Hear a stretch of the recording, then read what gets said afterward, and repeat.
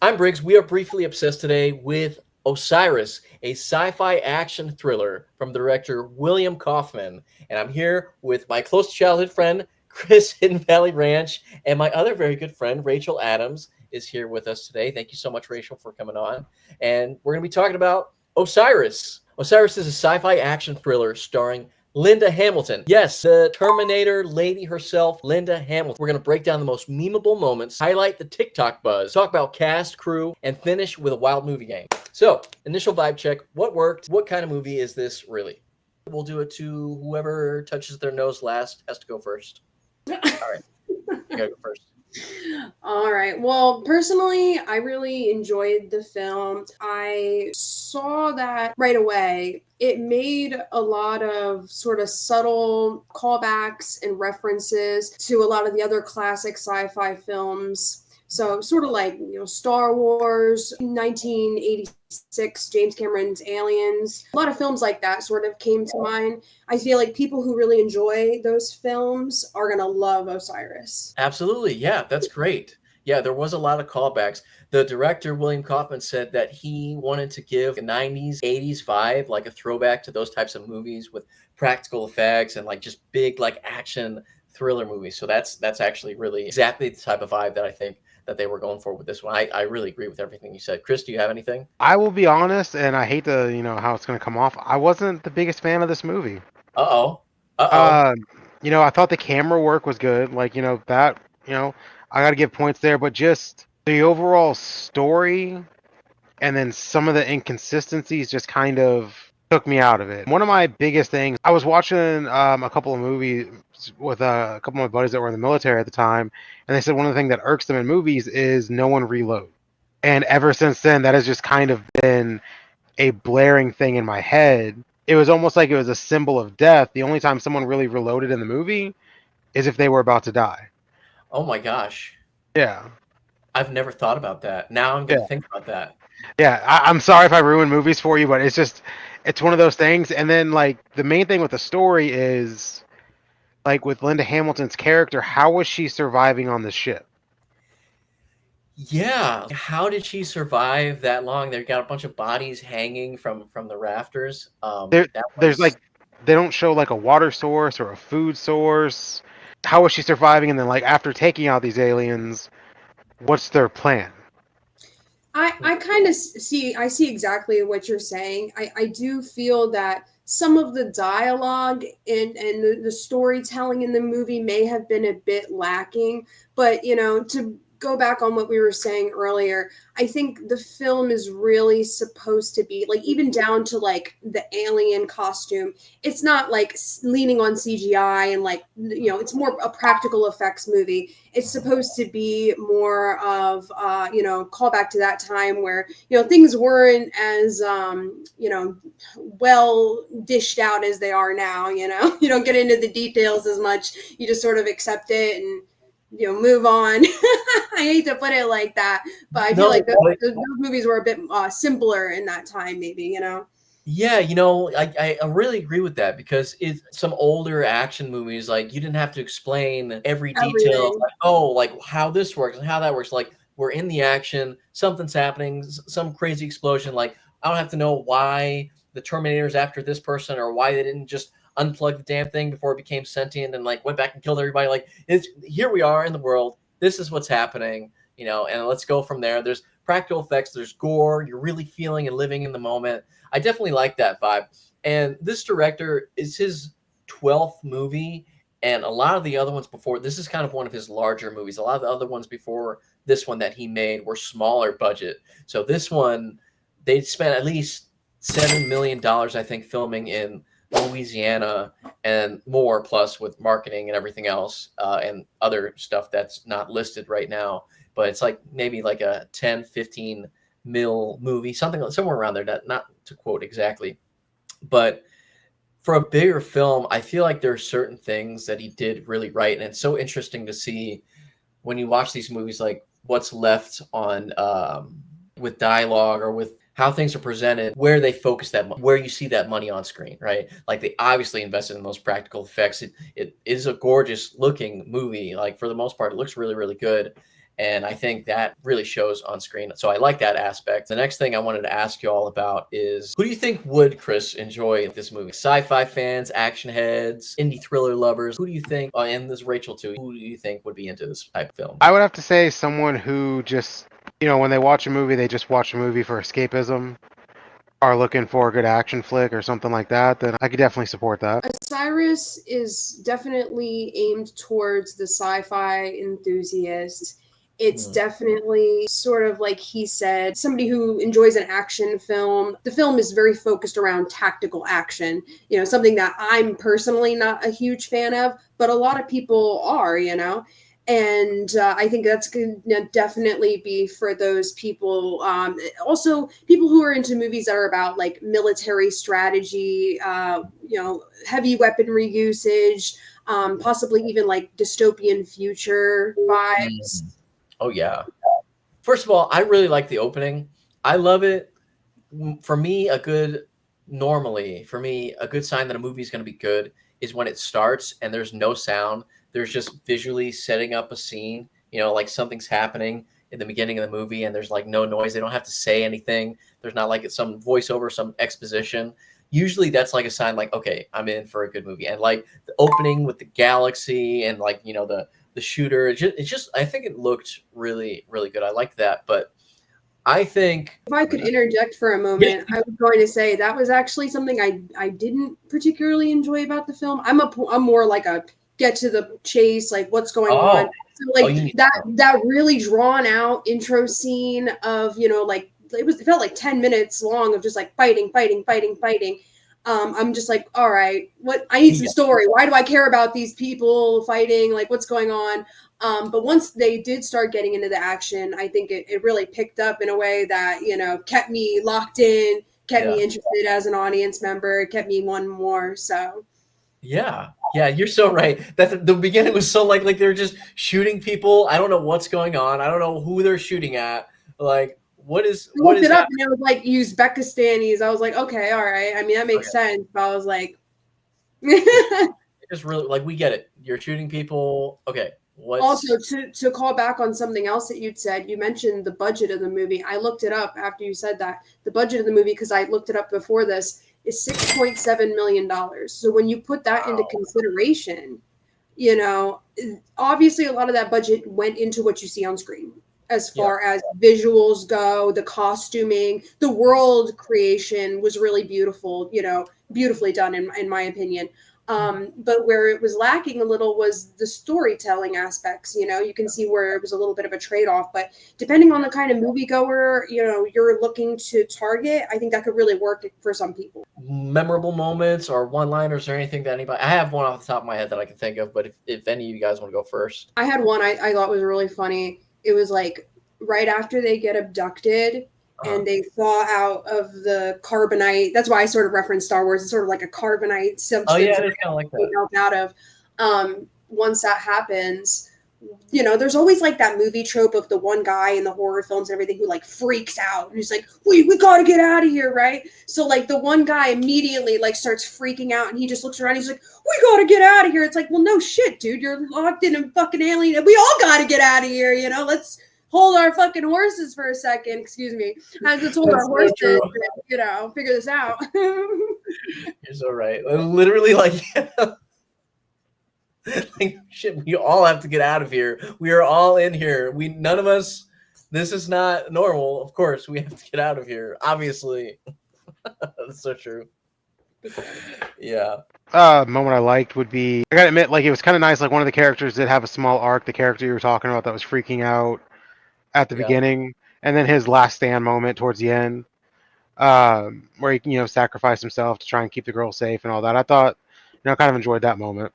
Absolutely. Yeah, that was he did have a good arc. That main actor, he was in 13 Hours. So he has obviously experience in those types of roles. That was the last big movie that he did with John Krasinski from The Office, and he did Quiet Place. So they worked together in that. But yeah, he's a good actor. I like him. Chris, that's a great example of something I see a lot of in the movie, which is like the character growth. I think there's a lot of character growth, especially with certain characters like him throughout the movie, which is really good to watch. Yeah, and it was a little bit too spread out because there was another character. And let's move on to the TikTok that went off the post that we made for Osiris was a scene. I forget the actor's name. Garrett LaMonica's the main one. There was another lesser black man. Oh God, I did it again. Could say You black can't actor. do that either, Aaron. Please. What do I call There's him? a Dark lesser skin? black man. No, black actor. Jesus. He has a He's a man and he's color. He's a man of color. Is that Black. offensive? Black actor. What the fuck? I don't know. I don't have any black friends. Jared Mitchell. I think Jared Mitchell. Yeah, Hopefully Aaron. that's right. Okay. You better act like you We're remember gonna edit all this these characters' out. names equally, motherfucker, because I don't remember any of them. Okay, all right, we're gonna do the You're gonna make yourself look like an asshole. I'm gonna edit the parts out that make me look like asshole. Oh, yeah. Keep So the the whole parts that review? make you look assholes in. While we're in the cut, let me. Sorry, Chris. I'm used to it at this point. I was gonna say the truth is I'm just an asshole too. A TikTok that went off for this movie got almost 500,000 views. Jaron Mitchell, I think he does a bit where the aliens are in the spaceship. It's a huge hallway, and he's in the middle, and he's trying to like funnel them in. So he's like, you know what? Like, I gotta lure them in. I gotta bait the aliens somehow. So he starts singing a song by Tupac, "California Love." California Love. Yeah. Okay, And- so never mind. Sorry, go no, ahead. go ahead. I just thought that was kind of a weird, random song. What do you mean it's a perfect Last Stand song? It's But, gangster, like- dude. You're not but is he- Thug Life, bro? Is he from California? You don't know. Maybe Like- he's from California. Like, because I mean, if he was born in Boston, then that's just disrespecting his people. So I mean, like, where's he from? That's what I'm saying. Like, I don't know. I You don't have know. to be from California to sing California Love. That's a catchy song. But it's West Coast versus East Coast. So if like he's someone from the East Coast, he would never go out singing Tupac. What? Think about that. You can't Someone like from- Tupac if you're on the East Coast? No. No, man. You would get What killed. killed Biggie and Tupac? Who's Biggie is the East Coast? No, Oh my yes, god. Biggie's East Coast.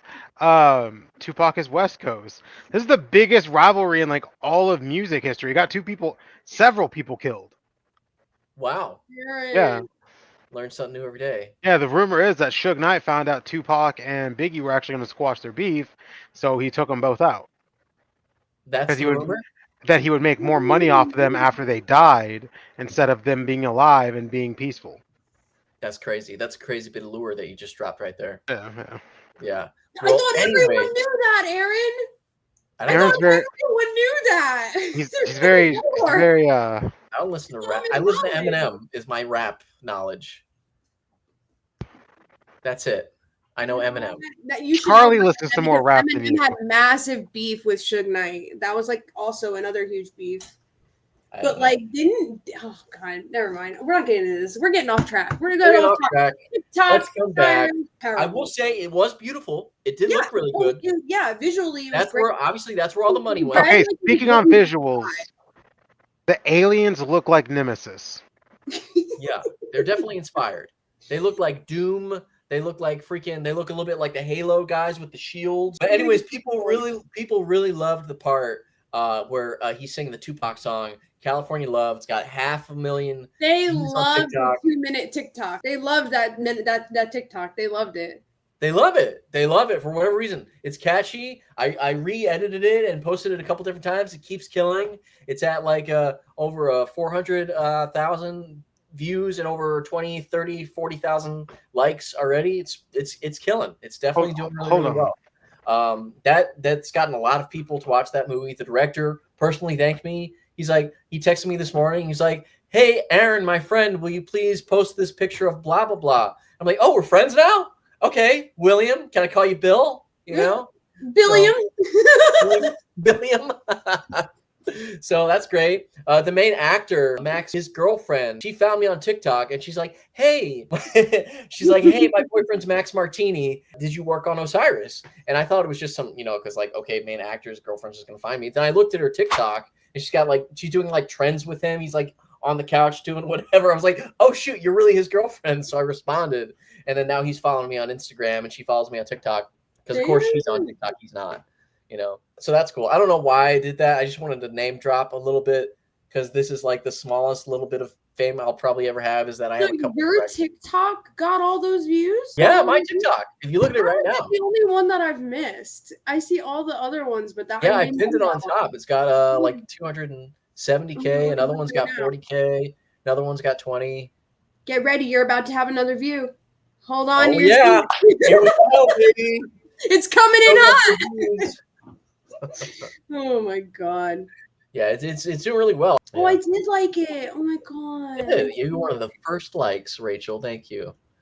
Yeah, you like and repost my stuff. Chris doesn't even like my stuff. He's like, yeah, I saw that. I thought it was derivative and stupid. No, it's because I'm like into TikTok, so I understand how important it is to have like reposts and share. Like, you know what I mean? Like that shit really will get your stuff seen. Wait, I like your stuff on YouTube. I don't spend much time on YouTube TikTok. and Instagram and TikTok. Yeah, I don't spend much time on TikTok. Well, yeah. All right, quick shout out to the director, William Kaufman. We really liked your movie. Can't wait to see the next thing that you make. I'm sure it's going to be gorgeous. I want to see more practical effects, heavy stuff. Please make more stuff like that. We really liked that. Linda Hamilton, still a badass. She's still like a rock star, the queen of action sci-fi rock. From the Terminator to Terminator again to Terminator again. Keep bounding the Terminator movies. It's the first movie in 5 years that she's made. Last one was another Terminator movie, and this one's also an alien movie. We really liked that. It's also really funny because she only got this role because somebody else dropped out at the last minute, and like they told her, hey, can you like help us out, pick up this movie? And she had 10 days to learn a Russian accent, which I don't know if you could notice that she was doing a Russian accent, but that is not her natural accent. You don't say. You never believe it. Oh my god. Believe she just started practicing 10 days prior to filming. All right, because of that fact, I give her so much more credit. Holy shit. I don't know. Because honestly, it made me think of Wanda and the MCU. How they eventually were just like, no, we're done. No more accent. And they just... Yeah, that's true. Enough of that. With, Wonder Olsen, whatever her name is. Brianna Hildebrandt, who was in Deadpool. She was one of the X-Men characters. She was Negasonic Teenage Warhead. She was Negasonic Teenage Warhead. Thank you. You're welcome. Yeah. Max Martini, who I already said was in 13 Hours with John Krasinski. LaMonica Garrett, who you may not know because he was in the hit TV series Yellowstone, or he was in the prequel 1818 or 1881. He's an up-and-comer, so he's great. A lot of great guys. We talked about Jaren's Tupac scene, which was great. Favorite character? Lynn Edwards was my favorite character. Played Nash. Said the guy that had the character arc. Yeah, Lynn Edwards, yeah. The coward guy. He's like, what the hell, man? We got to get the hell out of here. Yeah, and then like towards the end, he did his stuff. He was a coward, and then the wizard gave him a bit of courage. Yes. His biggest movie was Homefront, and in Hunger Games, he was injured career person, whatever that means. My favorite was Jaren Mitchell, who did that killer rendition of Tupac's California Love that is crushing on TikTok right now. Thank you so much, Jaren, for that bit, and William and everybody who was involved in making that. It looks freaking sick. Got so many people excited for the movie. Did you like anyone in the movie, Rachel? Was there anyone you liked? I did. Honestly, the character that stuck out to me the most was Ravi, played by Brianna Hildebrandt. Oh, yeah. She was awesome. She was really, I think she really was the emotional, what's the word? The emotional glue that kept the group together. Sort of like the emotional glue that kept everything together. It was, her storyline of being abducted and then held captive and being able to survive all that time, I think was really interesting and inspiring. Yeah, she was great. Okay, do we have, dare we say, our least favorite character? Linda Hamilton, I love you, but that accent was killing me. Yeah, I agree. Her accent. I just couldn't get over her accent. She's great. I liked her character, was a badass. She had a great strength of character, but the accent was just, I couldn't get over the accent. It was not it. You could tell she only took 10 days to learn it, right? You could tell she's like, hey, you want to get a big paycheck? We'll pay you a lot of money to be in our movie. Okay, what do I got to do?